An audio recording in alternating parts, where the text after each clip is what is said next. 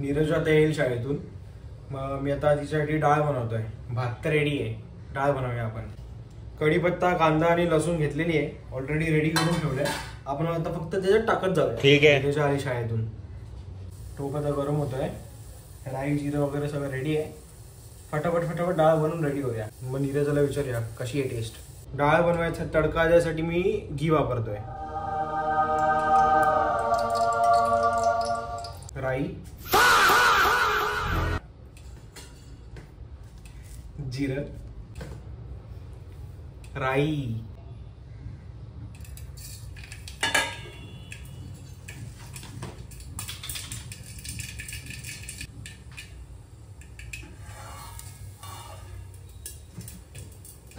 कढीपत्ता, ठीक आहे. लसूण, ठीक आहे. कांदा, कांदा नाही मिरची टाकली, ठीक आहे. हिंग, ठीक आहे. थोडीशी हळद, ठीक आहे. चांगल्या प्रकारे ते ढवळायचं. आता ही डाळ आपण ह्याच्यात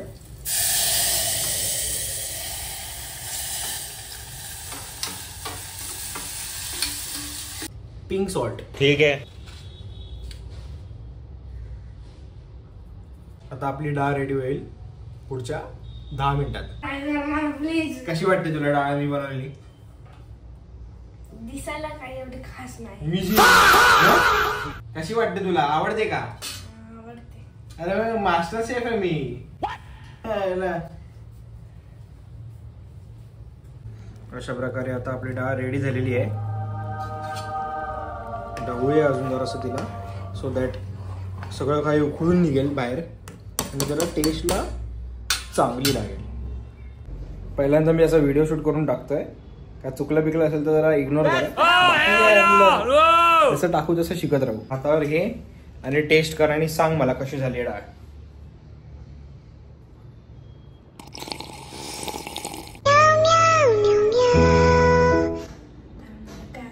अरे बोल.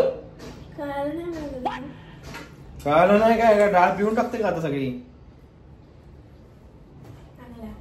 काय चांगली आहे.